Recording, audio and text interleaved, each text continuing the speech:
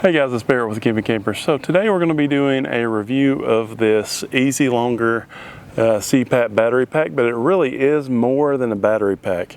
It's got a lot more features in there. I would really say it's more of like a lighter power station, but this thing is pretty big. It's got 72,000 milliamp hours of battery, which is equivalent to like a 72 amp hour battery. It is a lithium battery. It's not LiFePO4, I don't think, so it does, it's going to be restricted a little bit as far as the recharge amount of times there. But let me tell you something, I've had several videos on like running a CPAP with off-grid camping, and I've tried a few different ways. One way was to use like a jump starter that had like an inverter built into it. And I would say that I probably paid about as much for that as this little thing here. And it only ran it for about a night and a half before the battery died. And I don't usually use that whenever I'm like backpacking or tent camping. I just kind of go without my CPAP. But especially when we're in the camper and my wife's around and she starts giving me the elbow like you need to shut up, I always try to use my CPAP. And so the other ways that we have used in the past is I do have lithium batteries in the camper, and I did start with like a smaller modified sine wave inverter and just had one outlet in the bedroom hooked up to that. And it worked okay, but it was a little bit louder of an inverter, and I had to flip it on and off in the basement storage, so it was just a little bit cumbersome, but it worked. Then we went up and we did like the 2000 pure sine wave inverter, but I got it wired into the whole camper. And truthfully, that again still works fine, but it had more of a draw, the parasitic draw overnight, because I had pretty much everything on in the camper that's not real high draw. So, it still drained the battery down a decent amount. So what I've resorted to up till now is I got a 12-volt plug with a built-in voltage regulator that just automatically does that, and I just wired a 12-volt plug in next to my bed.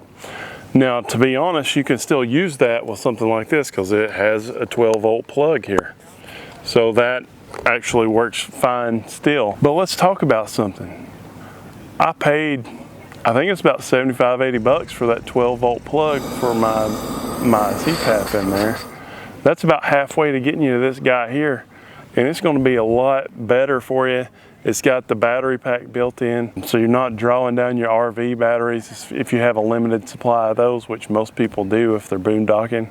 If you have like a $30,000 solar setup, you're probably not going to be interested in something like this anyway. All right, so let's talk about the basics, why I unboxed this thing for you. So I will say that it comes with several different plugs, and those plugs are going to fit a variety of CPAP machines. Specifically, it's going to fit the ResMed S9, the AirSense 10, the AirCurve 10, the Air Mini, the AirSense 11, and the Philips DreamStation 2. Each plug is going to have a little label on there that shows what the plug is for, which CPAP it's for, as well as the voltage, because this thing has different voltages. It goes from 12 volts to 16.5 volts to 20 volts to 24 volts.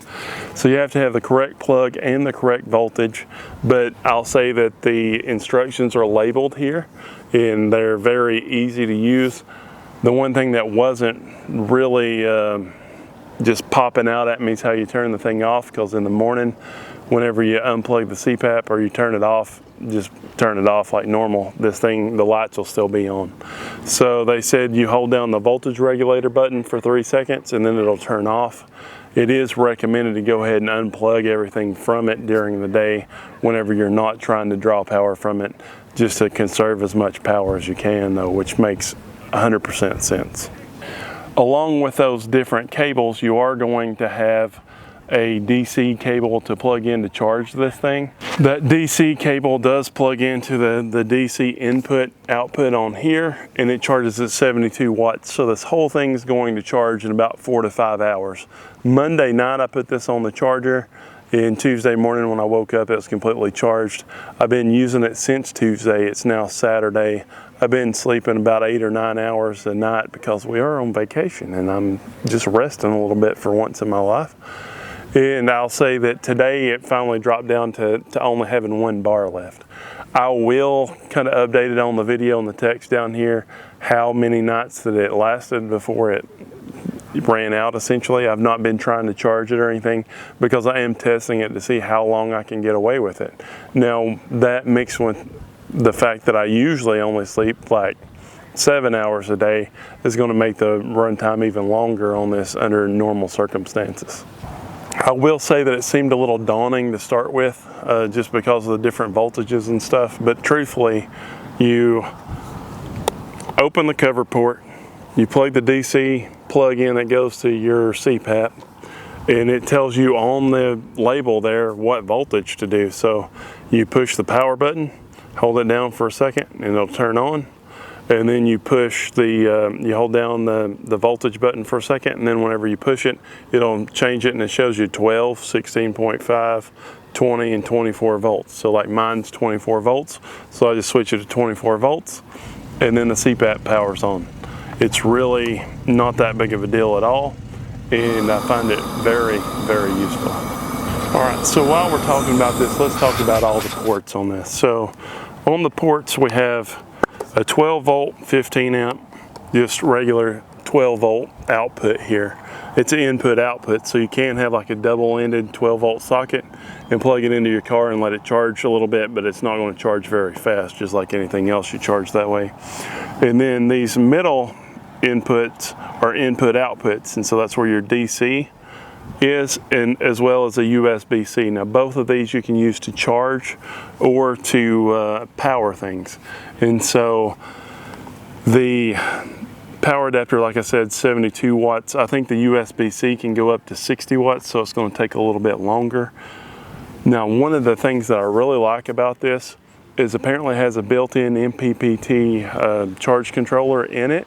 And so you can actually plug a solar panel directly into this if you have the right adapter.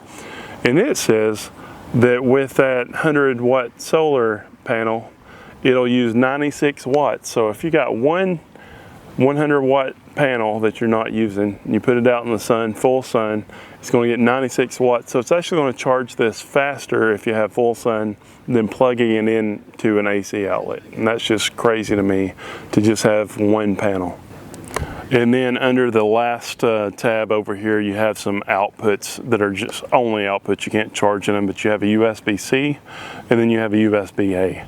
In this, the reason there's two USB-Cs is because you can use this as pass-through charging.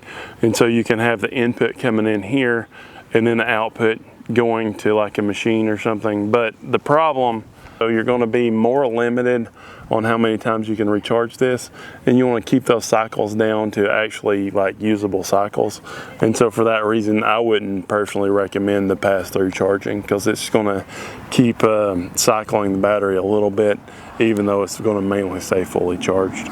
All right, so let's talk about some things that I like about this. Number one of the biggest things that I like about it is that it's not a one-trick pony. So we talked about all the controls over here. So you can charge your phone, you can use the USB-C, you can use a regular 12 volt outlet. So I've not been really one that's big on power stations. I kind of like the separate batteries, inverter and all that in my camper. But I am starting to turn around to them a little bit. So I did buy like a larger power station. And mainly I bought it for like, you know, emergency scenarios, or if my wife wants to take it to her freeze-dried candy events or something like that and run a little bit of power. But it's a little bit bigger than what she likes to carry around. So I think that she would carry this if I gave it to her as an option. And she's going to be able to power like some 12 volt lights and stuff like that. I also really like that it's got wireless charging on there. So if it's turned on, you got your phone. In this case, doesn't really allow it to too easily, but you set your phone on there, and then it's going to charge your phone wirelessly. So she takes it with her to an event. She can just leave it on the table and kind of have her phone sitting there whenever she's not using it to collect payments and stuff, and it's going to charge her phone. I really like that, and I like that it's built into this. You don't really have anything else you got to deal with. As well as the other features that are obvious on here, that it does have a couple of like extra frilly things. It does come with a carry case too, but I hadn't been using it because it's easier just to carry it around like this, but it is padded. So if you're worried about traveling or something, then you have that available too. But it's got an emergency light down here, which is a fairly large light for one of these. And it does have an emergency light function. I'll try to get a couple of pictures of those like at nighttime just to see how well they actually work, because obviously they're not going to show up right now. But I do like that it's on there. That way, you know, if you do have it in the car or whatever and you have an issue and you need a light, which we usually have a light on our phone, but especially like the emergency light, the red lights, I think that this would be very handy to have if you were broke down on the side of the road, because number one, you're gonna be able to charge your phone up if you need to. Number two, you're gonna have the lights available. The other big pros to having this, like I said before, are the battery capacity. I've been really surprised at that for it being such a small unit. Like I said, it's been Tuesday through Saturday, and it's still got charge in it, still running like a pro. And I also really like that they have everything labeled where it's easy to use, from the directions to the labels that are on the cords that come with it. So it's not at all daunting like I thought it might be when you have the different voltages and stuff that you have to select. Now, I do want to be clear that I was given this for an honest review. And so, you know, they sent it to me. I didn't pay anything for it, but you guys know I try to keep everything as honest as possible. And I do really like this, but I am going to tell you some things that I would change if I had the option. Number one, you can't really change this, but one of the cons to this is that you can't take it on an airplane if you travel. And that's strictly because of the battery capacity. So it's over the TSA limitation. There's not a whole lot you can do about that. Supposedly you might be able to get a permit or something. I don't think you're going to have very much luck with that. I would not plan on using this for travel, for air travel at least. But besides that, everything's been great on it.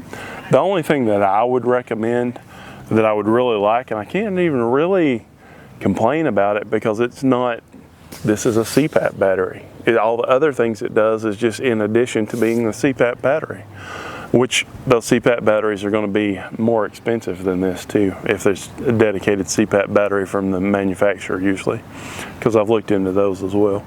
But I will say the only thing that I wish this had that it doesn't have is like a built-in inverter with a single 110 outlet.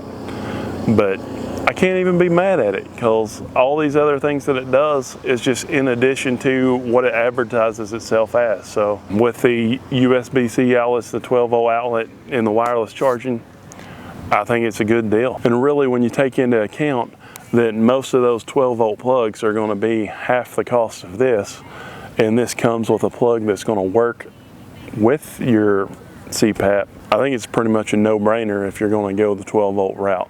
So I really like it, and I would recommend this product. I am going to have a link to an Amazon link down below, and as usual, it is an affiliate link, so we do get a little bit of money from that if you do use it. Doesn't cost you anything extra, and I really like the product, and it's working great so far.